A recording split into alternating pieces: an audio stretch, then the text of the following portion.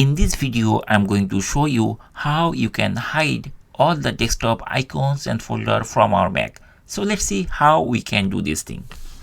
At first, we need to open the terminal. We can open the terminal from this Spotlight search or by holding Command key and spacebar together. And once the terminal is open, then we just need to start typing terminal. And once we find the terminal, we have to hit the enter key to open the terminal. I am going to increase the size of the terminal a little bit bigger so that the text will be easily visible or read. Now I am going to paste on line of command. Once I type this command, then we have to hit the return key of our keyboard.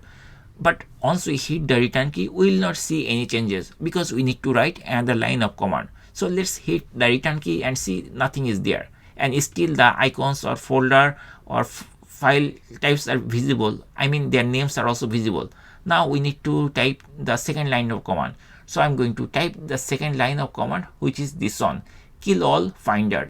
Now we need to hit the return key of our keyboard, and very shortly you will see everything will be hidden. Now I'm going to hit the return key and see here nothing is there, and that's it. In this way we can easily hide all the desktop icons from our Mac.